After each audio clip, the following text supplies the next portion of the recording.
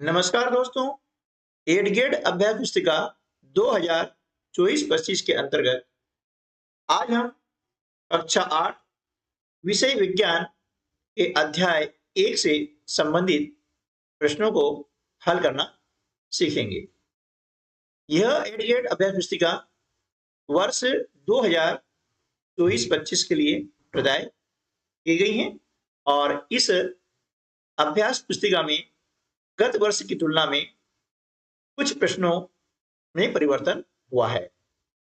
तो आज अध्याय 1 फसल उत्पादन एवं प्रबंध से संबंधित जो प्रश्न हैं उनको कैसे करें इस बारे में चर्चा करने वाले हैं।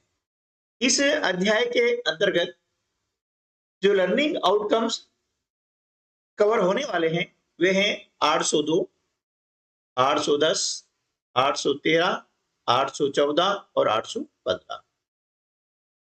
तो देखिए, भोजन की आवश्यकता सभी सजीवों को होती है।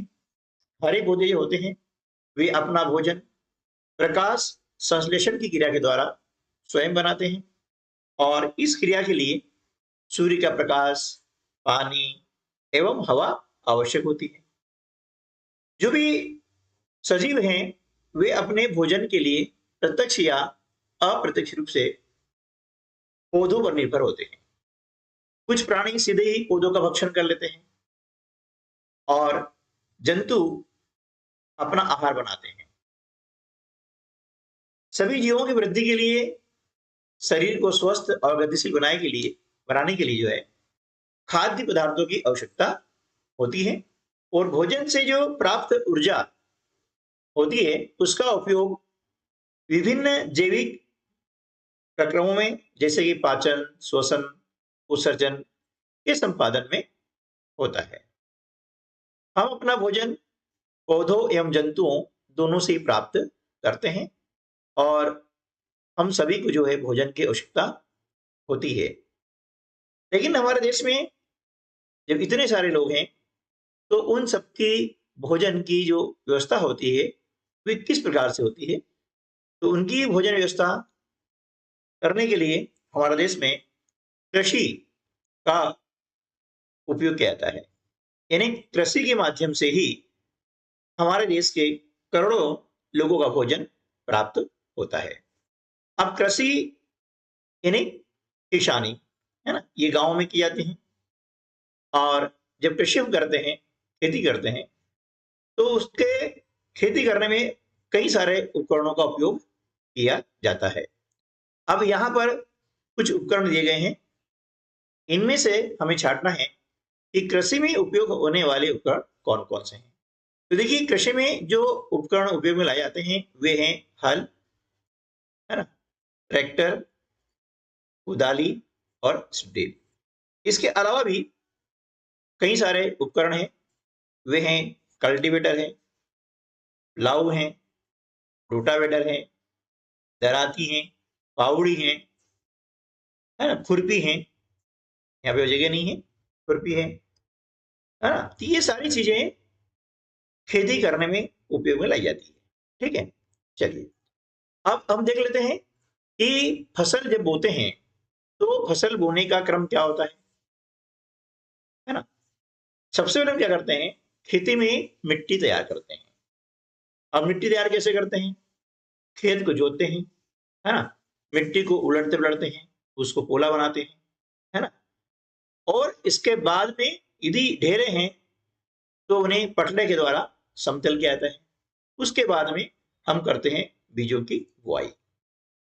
अब बीजों की बुआई करने के बाद में जब अंकुरित बीज हो जाते हैं, पौध बन जाती हैं, तो पौधों में वृद्धि के लिए हम खाद एवं उर्वरक देते हैं। अब खाद एवं उर्वरक देखिए, खाद बनता है, जैविक खाद होता है, गोबर खाद होता है ना, और उर्वरक ये रासायनिक खाद होते हैं, ये हमें देना पड़ता है। उसके बाद में निश्चित समय पर और निश्चित समय अंतराल पर उन पौधों की सिंचाई की जाती है ना, पौधों को पानी देना सिंचाई कहलाता है। और उसके बाद में जब सिंचाई करते हैं तो फसल के अलावा बहुत सारे अवांछित पौधे उग आते हैं जिन्हें हम कहते हैं खरपतवार।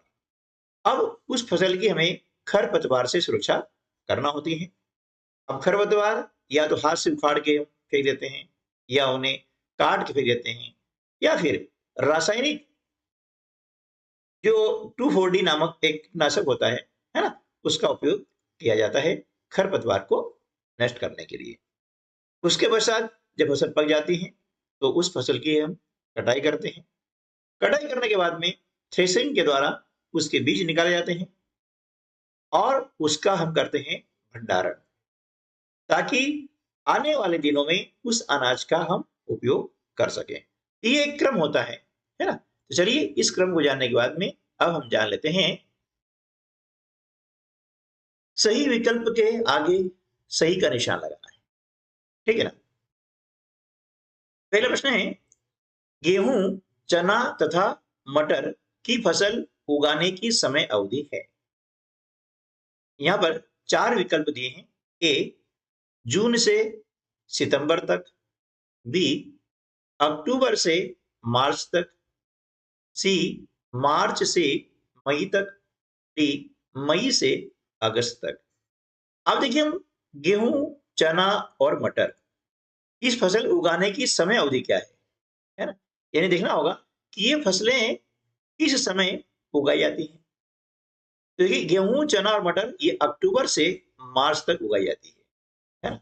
और अक्टूबर से मार्च तक जो फसलें उगाई जाती है उसे हम कहते हैं रबी फसल। क्या बोलेंगे? रबी फसल, ठीक है ना। ये वीडियो बहुत ही महत्वपूर्ण है।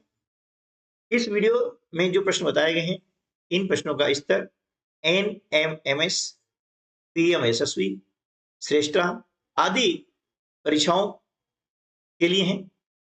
और यदि आप इसको अच्छे से पढ़ लेते हैं, समझ लेते हैं, तो इन परीक्षाओं की तैयारी भी ऑटोमेटिक हो जाती है।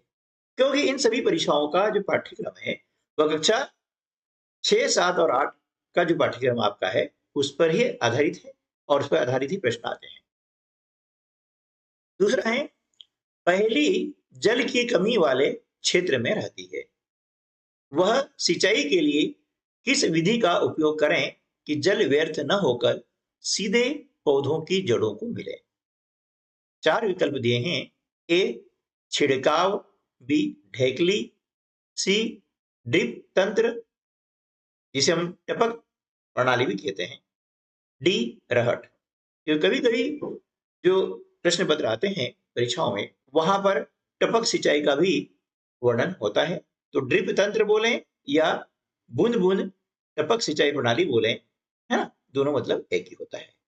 तो देखिए अब जल की कमी है और जल व्यर्थ न जाए और जल सीधे पौधों की जड़ों में जाए, तो इसके लिए हम क्या करते हैं, ड्रिप तंत्र लगाते हैं। यानी जो टपक प्रणाली होती है वो लगाते हैं ताकि पानी व्यर्थ न जाएगा और सीधे जड़ों में जाता है पौधों की, है ना। इससे क्या होगा, जल का मतलब जो है संरक्षण होता है ना, और फसल भी अधिक मात्रा में प्राप्त होती है। साथ साथ में खरपतवार भी नहीं होता है। अगला प्रश्न है,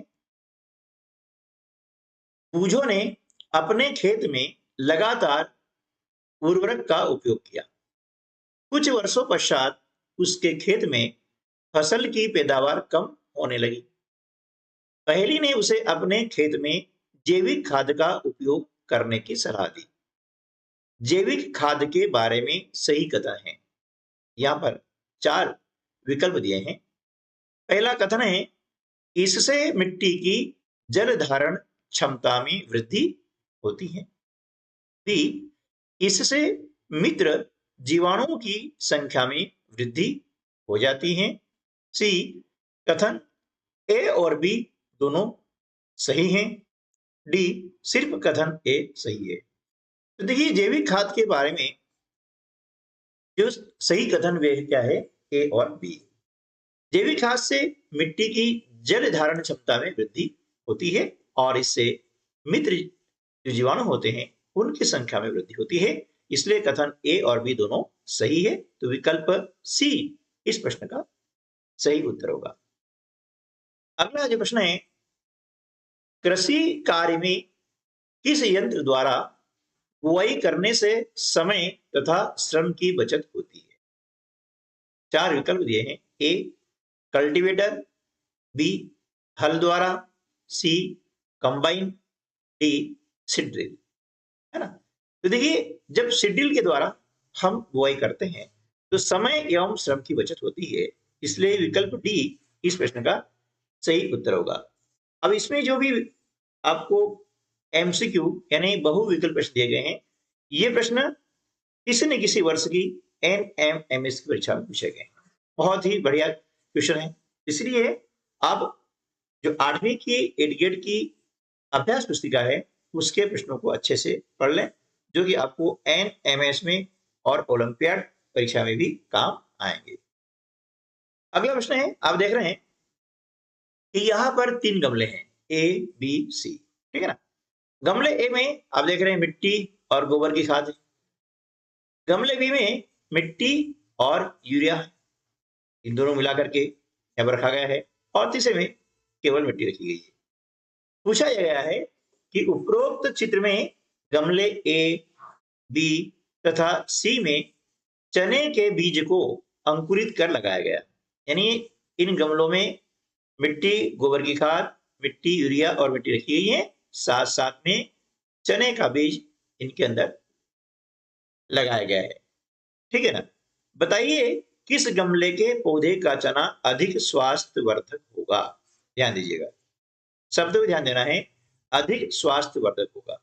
4 विकल्प दिए हैं, गमले ए में, बी गमले बी में, सी गमले सी में और डी गमले ए, बी तथा सी तीनों में बराबर।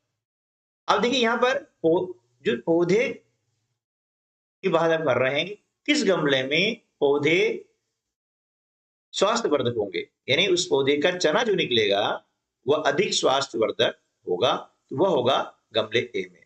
विकल्प ए इसका सही उत्तर होगा, क्योंकि गोबर की खाद के अंतर्गत जो चना होगा वह स्वस्थ और हमारे शरीर के लिए लाभदायक होगा, लाभकारी होगा। हालांकि देखा जाए तो मिट्टी और में जो यूरिया मिला हुआ है, यहां पर चने का पौधा अधिक ग्रो करेगा, जल्दी बड़ा हो जाएगा, है ना। हो सकता है कि उसमें फल भी अधिक लगे, लेकिन उसमें गुणवत्ता नहीं होगी, यानी वह स्वास्थ्य के लिए उतना अधिक लाभकारी नहीं होगा। इसलिए यहां पर विकल्प ए जो है सही उत्तर होगा, क्योंकि गोबर की खाद और जैविक खाद से क्या होता है, जो फसल पैदा होती है वह अधिक स्वास्थ्यवर्धक होती है, स्वास्थ्य के लिए अधिक लाभदायक होती है। ठीक है ना। इसलिए यहां पर विकल्प ए इस प्रश्न का सही उत्तर होगा। अगला देखिए, प्रश्न 2, दिए गए शब्दों में से चुनकर रिक्त स्थानों की पूर्ति कीजिए। यहां पर शब्द दिए गए हैं, इनमें से सही शब्द का चयन करके यहां पर जो रिक्त स्थान है, खाली स्थान है, इनमें पूर्ति करनी है। तो इसका पहला जो वाक्य है, बूझों द्वारा अपने असमतल खेत में सिंचाई के लिए इसका उपयोग किया जाता है। खेत कैसा है, असमतल है। असमतल है तो हम क्यारियों में पानी रह नहीं सकते हैं, तो पानी की तरफ चला जाएगा। तो इसके लिए हम क्या करते हैं, छिड़काव तंत्र का उपयोग करते हैं। इसका उपयोग करते हैं छिड़काव तंत्र का, यानी स्प्रिंकलर का उपयोग करते हैं। इससे क्या होगा कि भूमि भले ही असमतल हो, लेकिन हर पौधे तक जो पानी है वो समान मात्रा में पहुंच जाता है। तो असमतल भूमि के लिए छिड़काव तंत्र यानी स्प्रिंकलर सिस्टम का उपयोग करना ज्यादा हितकर होता है।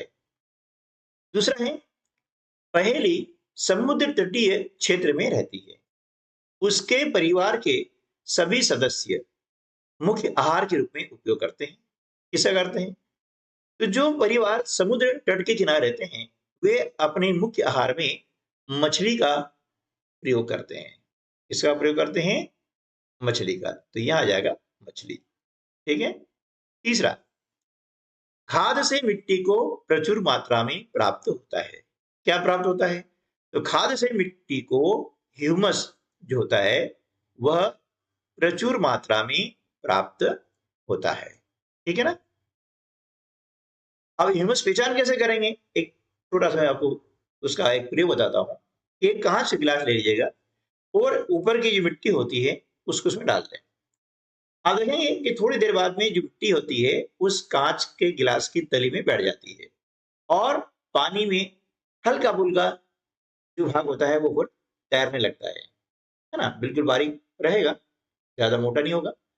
वो जो तैरने वाला हिस्सा होता है बस वही ह्यूमस है ना? और उससे भूमि का उपजाऊपन बढ़ता है। ठीक है, तो भूमि के उपजाऊपन के लिए ह्यूमस बहुत ही आवश्यक है। अगला है, बूझों ने अपने खेत में गेहूं की फसल के साथ अन्य अवांछित पौधों को भी उगते हुए देखा।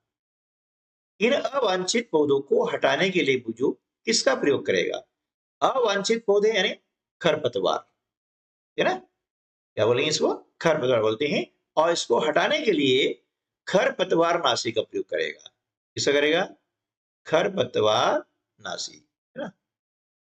खरपतवार नाशी, जैसे 2,4-D, है ना? ये खरपतवार नाशी होता है। इसके अलावा भी अन्य रसायन होते हैं जिनका उपयोग करेगा। अवांछित पौधे यानी खरपतवार।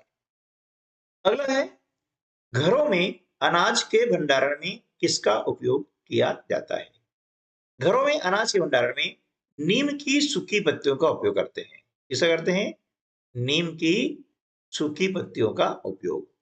देखिए, इस पाठ के अंतर्गत जितने भी खाली स्थान है और बहुविकल्पी प्रश्न है, इनमें से अधिकांश प्रश्न जो है विभिन्न परीक्षाओं में, जैसे कि श्रेष्ठा, पीएमएसएसबी, एनएमएमएस, ओलंपियाड, इन परीक्षाओं में पूछे गए हैं। तो ये वीडियो आपके लिए काफी महत्वपूर्ण है इन परीक्षाओं की तैयारी करने के लिए। चलिए अगला प्रश्न देखते हैं। अति लघुत्तरीय प्रश्न।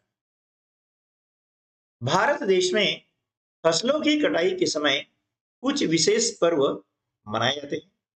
कोई दो पर्वों के नाम लिखिए। तो देखिए, भारत देश में फसल कटाई के समय कई सारे पर्व मनाए जाते हैं।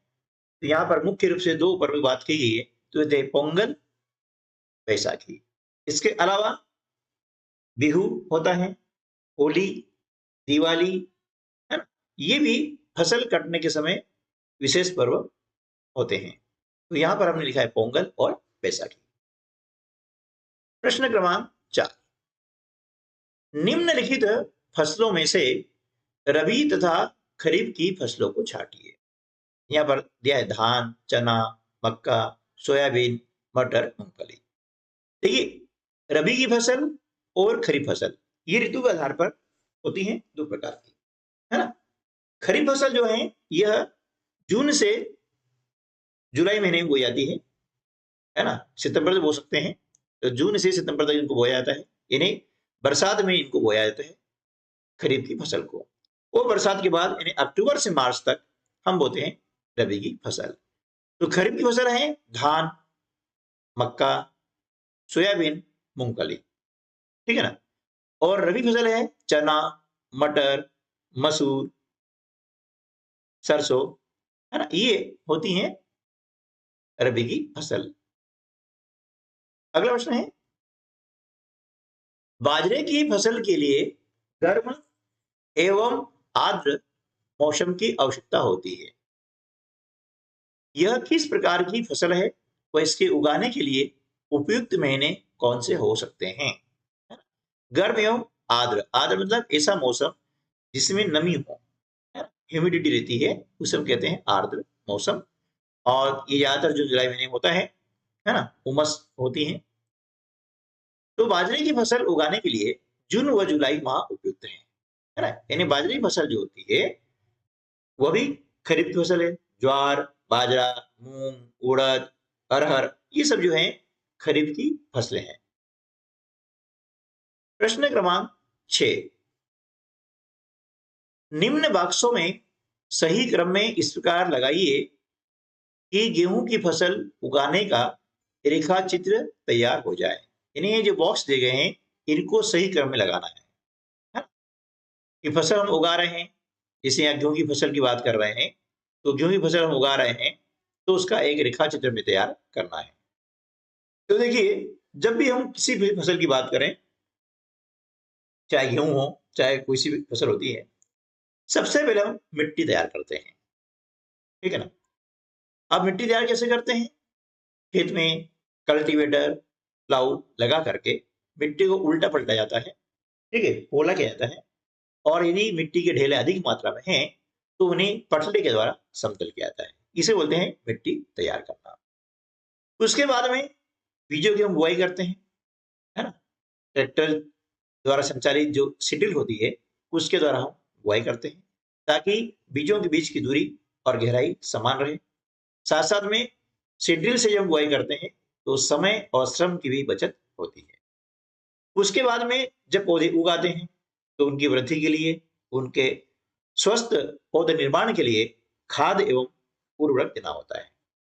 तत्पश्चात उनकी सिंचाई की जाती है निश्चित समय अंतराल पर। उसके बाद में सिंचाई देने के बाद क्या होता है कि अवांछित पौधे कुछ उग आते हैं जिन्हें हम कहते हैं खरपतवार। तो उन खरपतवारों को हमें हटाना होता है, यानी फसल की सुरक्षा इन खरपतवार से करना होती है। इसे काट करके, हाथ से जड़ से उखाड़ करके, या फिर 2,4-D जैसे खरपतवार खरपतवार नाशी रसायन का प्रयोग करके खरपतवार से फसल की सुरक्षा की जाती है। फसल पकने पर उसकी कटाई की जाती है, ठीक है। और कटाई करने के बाद में जो बीज निकलते हैं, फसल के दाने होते हैं, उनका भंडारण किया जाता है। यह बात गेहूं की हो रही है तो गेहूं का भंडारण किया जाता है ताकि भविष्य में इन बीजों का हम उपयोग कर सकें, अनाज का उपयोग कर सकें। प्रश्न क्रमांक 7, एक किसान अपनी भरपूर व अच्छी फसल काटने के बाद उसे भंडारण से पूर्व सुखाना भूल गया। उसे किन समस्याओं का सामना करना पड़ सकता है ना। ये क्या होता है कि फसल को भंडारण करने के पूर्व सुखाना जरूरी होता है, ठीक है। लेकिन किसान क्या है, वो भूल गया है और डायरेक्ट उसका भंडारण कर दिया है, तो उसका नुकसान क्या हो सकता है। देखिए, यदि फसल के दानों को यानी बीजों को सुखाए बिना भंडारित किया गया तो उनके खराब होने अथवा जीवों द्वारा आक्रमण से वे अंकुरण के लिए अनुपयोगी हो जाते हैं। अब जीवों द्वारा आक्रमण यानी उनको पोला कर देंगे, जिसे हम धून कहते हैं, आपने नाम सुना होगा ना, धून धून पड़ जाती है। उसका कारण ये होता है कि भंडारण से पूर्व फसल को सुखाया नहीं गया है ना। पर्याप्त मात्रा में सुखाना जरूरी होता है। अगला प्रश्न है, बूझो अपने खेत में बुआई के लिए पारंपरिक तरीके का प्रयोग करता है और पहली अपने खेत में बुआई के लिए ट्रैक्टर द्वारा संचालित सीडिल उपयोग करती है। बताइए बुआई के लिए कौन सा तरीका उत्तम है और क्यों है। इसका उत्तर हो जाएगा, बुआई के लिए ट्रैक्टर द्वारा संचालित सीडिल का उपयोग करना उत्तम तरीका है। क्यों? क्योंकि इसके द्वारा बीजों में समान दूरी एवं गहराई बनी रहती है तथा समय एवं श्रम दोनों की ही बचत होती है, ठीक है। तो पहली जो कार्य कर रही है यानी सीडिल का उपयोग कर रही है तो उसका तरीका उत्तम तरीका है। प्रश्न क्रमांक 9, चित्रों को पहचानिए। यहाँ पर 4 चित्र दिए गए हैं।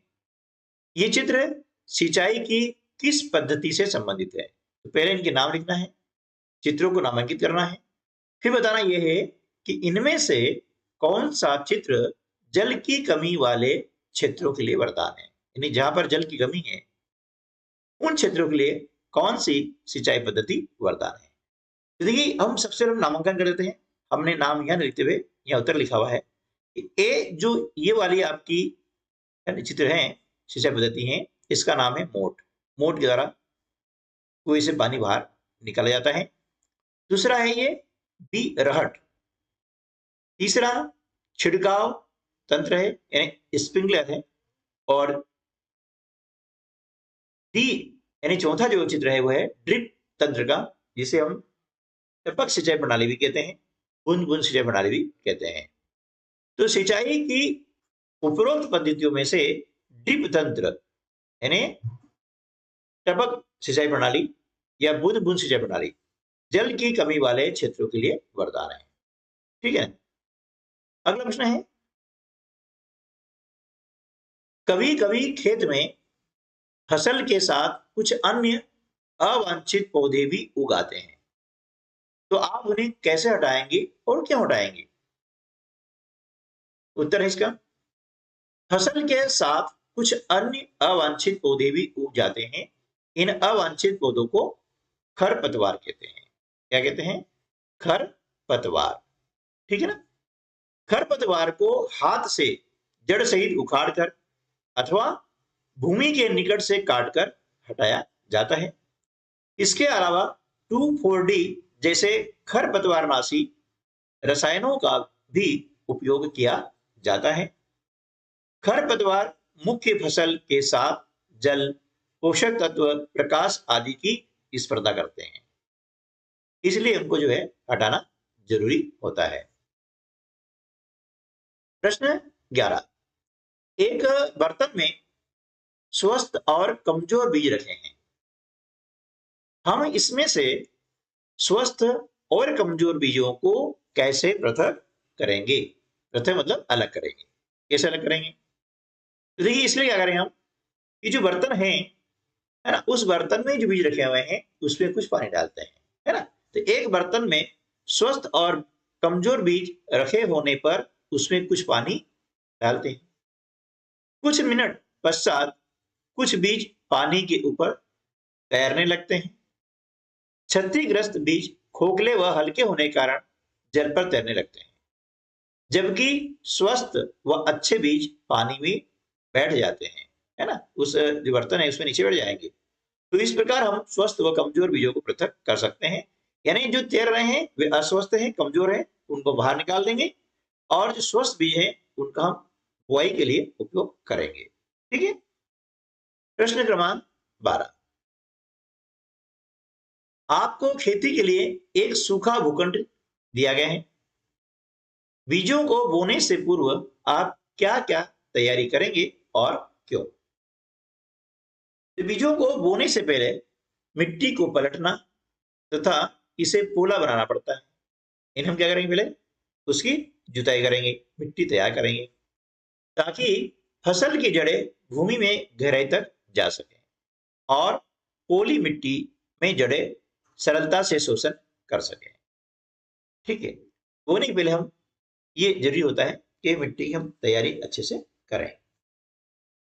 अगला प्रश्न है दीर्घ उत्तरी प्रश्न। बूझो तथा पहेली अपने अपने खेत में खड़ी फसलों को देखकर बातचीत कर रहे हैं। अब यहाँ बूझो बोल रही है, पहली, तुम्हारे खेत में गेहूं की फसल बहुत अच्छी आई है। पौधे बहुत तेजी से वृद्धि कर रहे हैं। वृद्धि करना मतलब बढ़ना, यानी पौधे काफी तेजी से वो बढ़ रहे हैं। अब पहली बोल रही है, हाँ, मैंने फसलों में इस बार उर्वरक अत्यधिक मात्रा में डाला है। तुम बताओ। अब बुझो कहती है, हाँ, मैं अपने खेत में गोबर की खाद तथा वर्मी कंपोस्ट का छिड़काव कर रहा हूं। फिर पहली बोलती है, उर्वरक में पादप पोषक तत्व जैसे कि नाइट्रोजन, फास्फोरस तथा पोटेशियम प्रचुरता में पाए जाते हैं। प्रचुरता मतलब पर्याप्त मात्रा में पाए जाते हैं, लेकिन उर्वरक से मिट्टी का गठन खराब हो जाता है। ठीक है।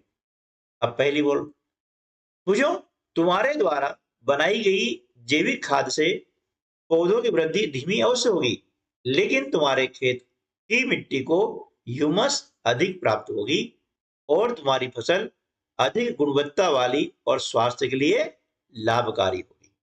ठीक है। अब यहां पर हमने बातचीत की है और इस बातचीत के आधार पर हमें नीचे जो प्रश्न दिए हैं उनके उत्तर देना है। तो देखिए, पहला प्रश्न क्या है कि उर्वरक में कौन से पादप पोषक तत्व प्रचुरता में पाए जाते हैं, यानी पर्याप्त मात्रा में पाए जाते हैं।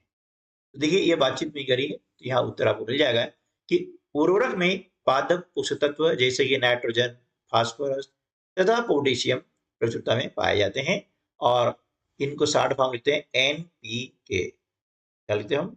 एनपीके, मतलब नाइट्रोजन, फास्फोरस और पोटेशियम। अगला प्रश्न है, मिट्टी को ह्यूमस कौन प्रदान करता है ना। तो देखिए, यहाँ पर बताया गया है कि जैविक खाद से पौधे वृद्धि धीमी होगी, लेकिन तुम्हारे खेत की मिट्टी को ह्यूमस अधिक प्राप्त होगी। किससे प्राप्त होगी? जैविक खाद से। तो यहां पर उत्तर आ जाएगा कि जैविक खाद मिट्टी को ह्यूमस प्रदान करता है। ठीक है। तीसरा, जैविक खाद से क्या लाभ है? तो जैविक खाद से फसल अधिक गुणवत्ता वाली और स्वास्थ्य के लिए लाभकारी होगी। हाँ, उत्पादन जरूर इसमें कम होता है, उर्वरक डालने से उत्पादन अधिक होता है, लेकिन फसल की गुणवत्ता कमजोर होती है और स्वास्थ्य के लिए वो अधिक लाभकारी नहीं होती। क्यों होता है? उर्वरक तथा खाद में से फसलों तथा मिट्टी के लिए क्या अच्छा है और क्यों है? तो देखिए, उर्वरक और खाद में से फसलों तथा मिट्टी के लिए खाद अच्छा है, क्योंकि इससे गुणवत्तापूर्ण फसल होती है, जो कि हमारे स्वास्थ्य के लिए अधिक लाभकारी होती है। ठीक है ना। अगला प्रश्न है, उर्वरकों के कोई दो उदाहरण दीजिए। तो urea, ammonium sulphate, super phosphate, है ना। तो ये उनके नाम होते हैं उर्वरकों के। उर्वरक मतलब फर्टिलाइजर, है ना। एनपीके होता है।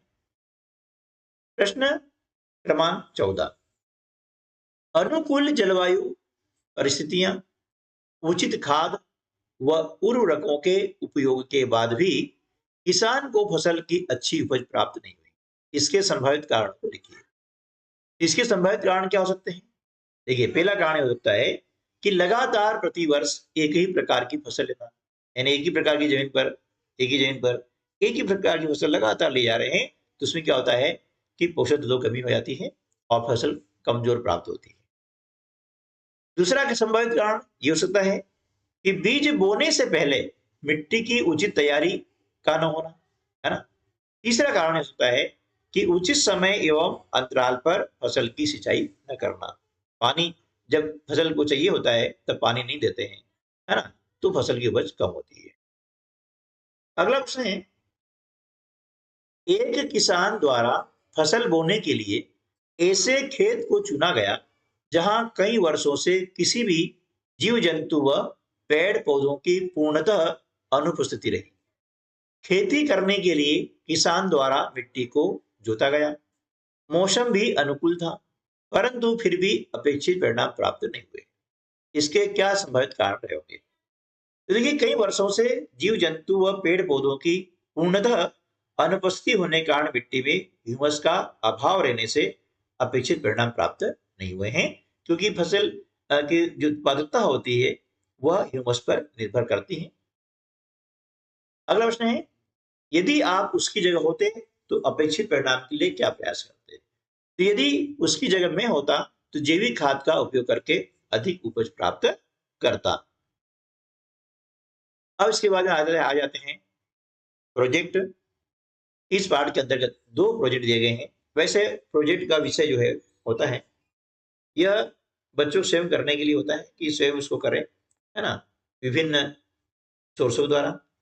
लेकिन कैसे करें ये हम इस वीडियो माध्यम से बता रहे हैं, है ना। ये खुद भी प्रयोग कर सकते हैं, बहुत आसान है।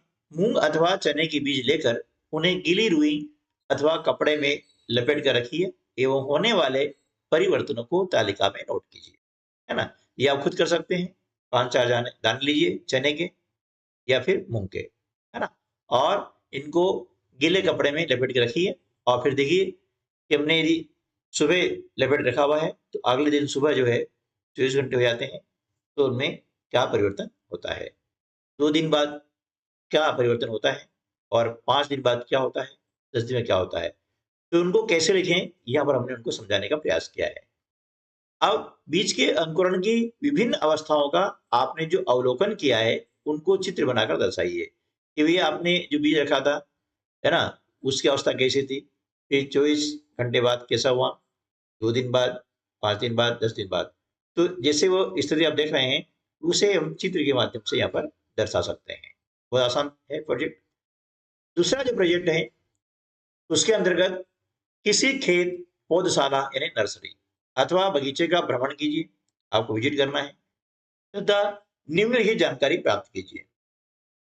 इसमें बीज चयन का महत्व, दूसरा सिंचाई की विधियां, तीसरा है अधिक शीत मतलब ठंड, अधिक गर्मी एवं अधिक वर्षा का पौधों पर क्या प्रभाव पड़ता है। चौथा है उपयोग में आने वाले उर्वरक एवं खाद और उनका व्यवसायिक उपयोग क्या है। तो इन बिंदुओं पर आधारित आपको यहाँ पर उत्तर लिखना है। तो देखिए हमने लिखा है, पहले का है बीज चयन में क्या होता है, कि स्वस्थ बीज स्वस्थ पौधा, यानी स्वस्थ बीज का चयन करना चाहिए, तभी हमें स्वस्थ पौधा प्राप्त होगा। सिंचाई के साधन हो सकते हैं, छिड़काव तंत्र हो सकता है, ड्रिप तंत्र भी हो सकता है। विषय ज्यादातर नर्सरी में छिड़काव उपयोग किया जाता है। पहले फुहारा का एक उपयोग किया जाता था, आजकल स्प्रिंकलर भी आ गए हैं, छोटे आ गए हैं, बड़े आ गए हैं। तो नर्सरी के अनुसार छिड़काव यंत्र का उपयोग ज्यादातर किया जाता है। अब ज्यादा पानी हो गया है, ज्यादा गर्मी हो गई है, ज्यादा शीत हो गई है, तो पौधे खराब होने का डर रहता है। खाद की बात करें तो एनपीके उर्वरक और गोबर खाद उपयोग में लाया जाता है। और व्यवसायिक उपयोग क्या है, उन पौधों को या उनकी उपज को बेच करके आय प्राप्त की जाती है। ठीक है ना। चलिए अगला प्रश्न है, कृषि में उपयोग में आने वाली कुछ मशीनों के चित्र एकत्र कीजिए तथा इन्हें अपनी फाइल में लगाकर उनके नाम तथा उपयोग लिखिए।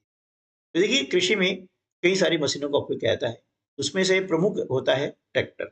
इसका चित्र हमें लगा सकते हैं। इसका उपयोग होता है खेत की जुताई करने में, बुआई करने में। सीड्रिल होती है, वह बीजों की बुआई करने के काम आती है। इसका चित्र भी आपको किताब में मिल जाएगा। अगला प्रश्न है, पानी की कमी वाले क्षेत्रों में सिंचाई की किस विधि का उपयोग किया जाता है। अब देखिए पानी की कमी वाले क्षेत्र में हम उपयोग करते हैं छिड़काव तंत्र का। इसका उपयोग करते हैं छिड़काव तंत्र का। असमतल भूमि में भी इसका उपयोग किया जा सकता है। ठीक है ना। तीसरा प्रश्न है, कुछ पौधों को खेत में रोपित करने से पूर्व पौधशाला यानी नर्सरी में क्यों उगाया जाता है। अब क्यों उगाया जाता है, ताकि पौधों को सूर्य का प्रकाश, पोषक तत्व एवं जल पर्याप्त मात्रा में प्राप्त हो सके। क्योंकि एक ही पौधा हम जो खेत में लगाते हैं तो उसमें हमें पोषक तत्व और जल पर्याप्त मात्रा में प्राप्त नहीं हो पाता है। पौधे कम होते हैं, नर्सरी में रहते हैं, तो उनको जल्दी से हम पानी दे सकते हैं, है ना। उनके पोषक तत्व की पूर्ति हम जल्दी से कर सकते हैं और थोड़े से क्षेत्र में लगा करके पौध तैयार करके हम बड़े क्षेत्र में लगा सकते हैं। तो काफी सारी सुविधाएं होती हैं। चौथा है, फसल के साथ कुछ पौधे प्राकृतिक रूप से उगाते हैं। ये पौधे फसल के लिए किस प्रकार हानिकारक हैं। देखिए जो अवांछित पौधे होते हैं यानी खरपतवार, मुख्य फसल के साथ जगह, जल तथा पोषक तत्वों के लिए स्पर्धा करते हैं।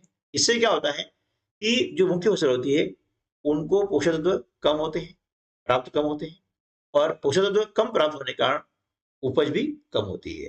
ठीक है, और इसीलिए खरपतवार को हटाया जाता है। फसलों के भंडारण की विधियां, वे जूट के बोरे उसमें फसल का भंडारण करते हैं, या फिर धातु के बड़े पात्र होते हैं जिसे कोठियां बनी रहती है, इस प्रकार की जो कोठी रहती है उसमें भी इसका मतलब भंडारण करते हैं, या फिर साइलो यानी बड़े क्षेत्र बड़ी मात्रा में बीजों का भंडारण किया जाता है ना। तो वहां पर साइलो का उपयोग किया जाता है। ठीक है दोस्तों, तो उम्मीद है कि आज का वीडियो आपके लिए काफी लाभकारी सिद्ध हुआ होगा। और ये वीडियो, ये चैप्टर NMMS, PMSSB, श्रेष्ठा, नवोदय जैसी विभिन्न प्रतियोगी परीक्षाओं के लिए बहुत ही महत्वपूर्ण है। तो मेरी व्यक्तिगत सलाह ये है कि इसमें दिए गए प्रश्नों को बहुत अच्छे तरह से आप पढ़ें, सीखें। ये आपको इन परीक्षाओं में बहुत ही काम आने वाले हैं। तो मिलते हैं अगले वीडियो में, तब तक के लिए नमस्कार, जय हिंद।